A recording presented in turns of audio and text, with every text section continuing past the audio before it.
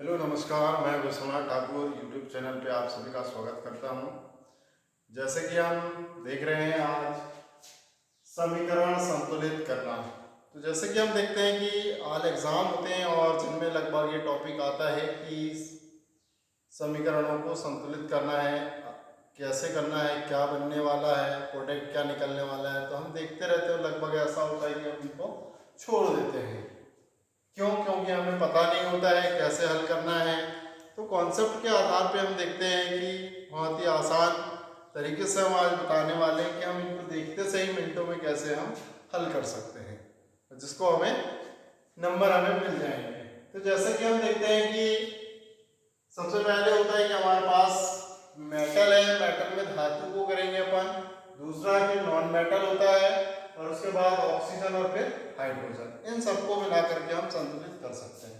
तो जैसे हम देखते हैं कि लिखा है हमारे पास जिंक को सल्फ्यूरिक अम्ल के साथ क्रिया कराने पर क्या बनेगा। ठीक है, जिंक की क्रिया मतलब धातु को अम्लों के साथ क्रिया कराने से क्या होता है। तो ये हमारे पास प्रोडक्ट कंफर्म होता है कि ये जो बनने वाला है ये और ये जो निकलने वाला उत्पाद है वो क्या निकलेगा। ठीक है, तो ये हमारे पास हो जाता है कंफर्म कि भाई आपके पास क्या निकलने वाला है। ठीक है, तो जैसे हम देख रहे हैं कि हमारे पास जो प्रोडक्ट है वो जैसे दूसरी रिएक्शन है कि सोडियम की क्रिया किससे करा दें हम, सोडियम की क्रिया जल से करा दें हम। ठीक है, और जल से कराने पर हमें क्या प्राप्त होता है। तो ये हमारे पास एक रिएक्शन दी हुई है और इस रिएक्शन को हमको क्या करना है, संतुलित करना है। ठीक है, जैसे नाइट्रोजन की क्रिया करा दें हम किससे, हाइड्रोजन से। या हाइड्रोजन से हमने क्रिया करा दिया तो हमें क्या मिलेगा। ठीक, इधर मीथेन की क्रिया करा दी तो हमें क्या प्राप्त होगा। ठीक है, तो ये सब रिएक्शनों को हम कैसे संतुलित करते हैं वो हम आपको बताते हैं। तो सबसे पहले हम देखेंगे कि दो पार्ट होता है, अभिकारक और उत्पाद। तो दोनों में जितने द्रव संरक्षण का नियम बताया है, तो द्रव संरक्षण के नियम के अनुसार क्या होता है, जितना अभिकारक होता है उतना ही हमें क्या मिलता है, उत्पाद की मात्रा बराबर होती है। कि किसी भी क्रिया में ना तो द्रव का लॉस होता है ना ही ऊर्जा का होता है। ये हमने द्रव संरक्षण और ऊर्जा संरक्षण का नियम भी पढ़ा है। तो जिसमें हम देखते हैं कि हमारे पास जिंक है, तो ये होता है हमारे पास LSS LHS और ये होता है हमारे पास RHS। ये हो गया अभिकारक और ये हो गया आपका उत्पाद। तो इसमें हम देखते हैं कि एक ग्रुप में जिंक को बांट देते हैं तो Zn बराबर कितना है हमारे पास, 1 है। ठीक, अब इसमें हम दूसरा ग्रुप है हमारे पास, दूसरे ग्रुप में हाइड्रोजन बराबर कितना दिया है, 2, सल्फर बराबर दिया है हमारे पास 1 और ऑक्सीजन बराबर दिया है हमारे पास 4। ठीक, ये दिया हुआ है हमारे पास। अब इसमें हम देखते हैं कि दूसरी तरफ जाए हम, तो इसमें Zn जिंक बराबर 1 और S बराबर कितना दिया है हमारे पास 1 और ऑक्सीजन बराबर कितना दिया है 4। ठीक है, ये कंप्लीट हो गया। दूसरा ग्रुप है हमारे पास हाइड्रोजन और इस हाइड्रोजन बराबर दिया है हमारे पास 1। अगर यहाँ पर कुछ भी नहीं है मतलब इसका मतलब क्या होता है, 1 होता है। चलिए, तो हम देखते हैं कि इधर हमारे पास क्या है, जिंक 1 है, मेटल ये मेटल।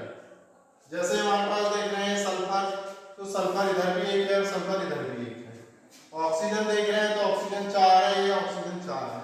अब हम हाइड्रोजन देख रहे हैं तो यहाँ 2 है और यहाँ पर कितना 1 है। हम कितने का गुणा कर दें, इधर 2 का गुणा कर दें। ये क्या कर देंगे, 2 का गुणा, तो क्या हो जाएगा, हाइड्रोजन की संख्या भी 2 हो जाएगी। तो यहाँ देख रहे हैं हमारे पास जिंक 1 हो जाएगा, जिंक 1। ठीक, तो हमने कहाँ पर 2 का गुणा किया है, वहीं हम यहाँ पर क्या करेंगे, 2 लिख देंगे। तो ये समीकरण हमारा संतुलित हो गया, जिसमें हम देख रहे हैं जिंक बराबर 1, तो ये जिंक बराबर 1। इसमें जिंक के बाद आता है नॉन मेटल, तो नॉन मेटल 1 है सल्फर, तो यहाँ नॉन मेटल सल्फर 1 है। उसके बाद आता है ऑक्सीजन, तो ऑक्सीजन 4, तो यहाँ ऑक्सीजन 4। ठीक, इसी प्रकार से यहाँ देख रहे हैं हाइड्रोजन 2, तो ये हाइड्रोजन 2 और ये हाइड्रोजन 2। तो जिंक की हाइड्रोजन सल्फ्यूरिक अम्ल के साथ क्रिया कराने पर zinc sulphide plus hydrogen gas निकलती है। चलिए, इसी प्रकार से दूसरा है हमारे पास नाइट्रोजन माने N बराबर कितना दिया है, 2 दिया है। ठीक, ये 2 हो गया। इसी प्रकार से दूसरा ग्रुप है हमारे पास हाइड्रोजन और हाइड्रोजन बराबर कितना दिया है हमारे पास, 2 दिया है। ठीक, अब इस तरफ अगर देखें हम तो क्या है, नाइट्रोजन बराबर 1 और हाइड्रोजन बराबर कितना दिया है हमारे पास 3। ये देख रहे हैं इसमें कि हमारे पास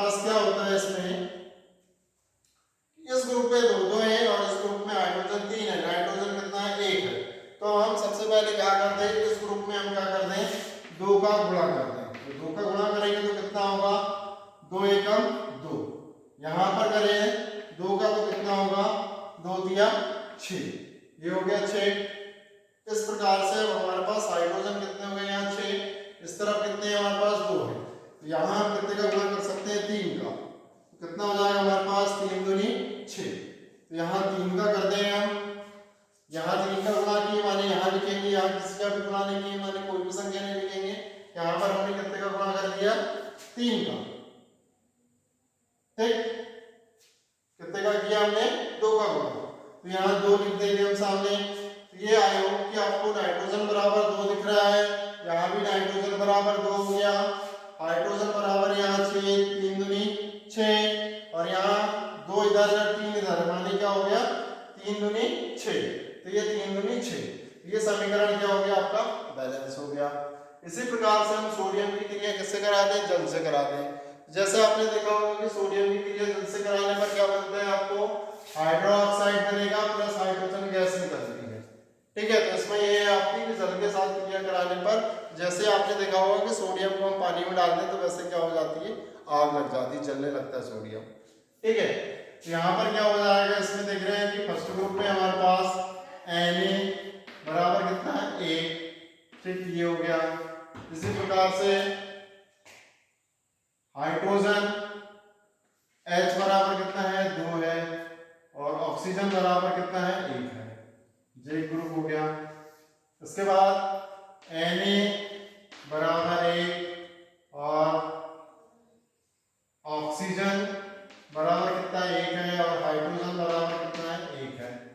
अब यहाँ देख रहे हैं कि एक ग्रुप ये हो गया, दूसरा ग्रुप है हमारे पास एक, हाइड्रोजन बराबर कितना है हमारे पास दिया है, कुछ नहीं है, मतलब 1 है। ठीक है, तो इसको हम संतुलित कर सकते हैं कि हमें कितना करना पड़ेगा। यहाँ देख रहे हैं सोडियम 1 है, यहाँ भी सोडियम 1 है, हाइड्रोजन यहाँ 2 है, और हाइड्रोजन कितना हो गया अपने पास ये OH। ठीक है, तो यहाँ पर क्या है, 2 होता है, लेकिन यहाँ क्या निकल जाती है, अपने पास एक गैस निकलती है। ठीक है, तो H2 NaOH और NaOH। ठीक है, तो अपन देख रहे हैं कि यहाँ पर कितना करना पड़ेगा, अपने को कौन सी गैस निकालना है, हाइड्रोजन गैस। तो हाइड्रोजन के क्या निकालना पड़ेगा, 2 मोल निकलते हैं हमेशा। ठीक है, तो इसके लिए हमें यहाँ 2 चाहिए, तो यहाँ पर हम क्या कर देंगे, इसमें 2 का गुणा कर देंगे। ठीक है, ये 2 का गुणा करेंगे तो 2 एकम कितना हो जाएगा आपके पास, बराबर 2 हो जाएगा।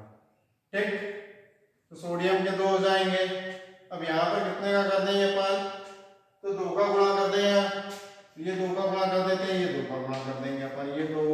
तो यहाँ क्या हो जाएगा, 2 दूनी 4, तो यहाँ कितना हो जाएगा, ये आपका 2 एकम 2। ठीक, अब यहाँ पर कितने का गुणा करेंगे अपन, 2 का गुणा करेंगे, ये इसमें भी 2 का गुणा करेंगे, इसमें भी 2 का गुणा करेंगे, बराबर 1 1 है, मतलब 2, यहाँ भी बराबर 2, ये बराबर 2, और यहाँ भी कितने का गुणा करते हैं अपन, 2 का, तो बराबर कितना हो जाएगा आपका 2। अब इनको सभी संख्याओं को जहां जहां अपन ने किए वहां ऐड कर दें। यहाँ सोडियम में 2, अब यहाँ पर भी कितने का गुणा कर दिया हमने, 2 का, तो ये हम यहाँ 2 कर देंगे। ठीक, अब यहाँ भी कितने का किए, 2 का, तो ये 2, और यहाँ पर भी क्या हो जाएगा, 2। तो ये हाइड्रोजन गैस आपकी निकल जाएगी। अब मिलाते हैं अपन, तो सोडियम के 2, ठीक, 2 गुणित 1 मतलब 2, 2 गुणित 2 4, तो 2 दूनी कितना हो गया, हाइड्रोजन 4 हो गए यहाँ पर। ठीक, ऑक्सीजन कितना है, 2 हो गया। अब यहाँ पर देख रहे हैं नाइट्रोजन 1, सॉरी सोडियम 1 है, तो 2 का गुणा किया अपन को 2 मिल गए, फिर ऑक्सीजन में 2 का गुणा किए तो 2 मिल गए, हाइड्रोजन का 2 का गुणा किए तो 2 मिल गए। ठीक, और ये 2, तो हाइड्रोजन की संख्या हम देख रहे हैं, तो हमारे पास कितनी हो गई, 2 और 2 4, हाइड्रोजन 2 धन 2, कितना हो जाएगा, 4 हो जाएगा। ठीक है, तो इस तरीके से हमारा समीकरण कैसा हो जाता है, बैलेंस हो जाता है।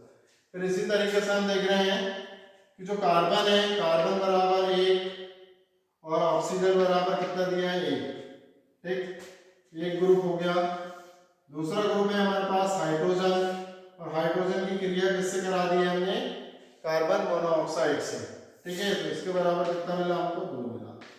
ये देख रहे हैं हम, इस प्रकार से यहाँ क्या मिला, कार्बन बराबर 1, हाइड्रोजन बराबर कितने मिल गया 4, ये ग्रुप हो गया। ठीक, दूसरा ग्रुप है हमारे पास हाइड्रोजन बराबर 2 और ऑक्सीजन बराबर कितना है 1 है। जो हो गया हमारे पास। अब हमें क्या चाहिए, कार्बन 1 है तो कार्बन 1 है, ऑक्सीजन 1 है तो ऑक्सीजन यहाँ भी 1 है। अब हाइड्रोजन कितना है हमारे पास 2 और हाइड्रोजन यहाँ पे कितना है 2। ठीक, 2 है, 4 और 2 कितना हो गया हमारे पास 6 हो गया। ठीक, तो हमको हाइड्रोजन की संख्या चाहिए, तो हमारे पास 2 और 2 कितना हो गया 4 और 2 6। हम क्या कर दें 6 की, मतलब यहाँ 3 का गुणा कर दें। जब हम क्या करें 3 का गुणा कर देंगे तो कितने हो जाएंगे 6। तो यहाँ 3 का कर दें, 3 लिख दें, 3 दूनी 6, यहाँ कितने हो जाएंगे 4 और 2 कितने हो जाएंगे 6। इस तरीके से हमारा ये समीकरण कैसा हो जाएगा, संतुलित हो जाएगा। कार्बन 1 तो कार्बन 1, यहाँ देखिए ऑक्सीजन 1, यहाँ देखो ऑक्सीजन 1 मिल गया इस तरफ अपने को। हाइड्रोजन कितने हो गए इस तरफ, 3 दूनी 6 तो 4 और 2 6, यहाँ लिख सकते हैं 4 धन 2 बराबर 6। तो इस तरीके से हमारा समीकरण कैसे हो गया, संतुलित हो गया। आई होप कि आपको वीडियो अच्छा लगा होगा, और आने वाले वीडियो देखने के लिए हमारे चैनल को लाइक शेयर और सब्सक्राइब करें। Thank you for watching.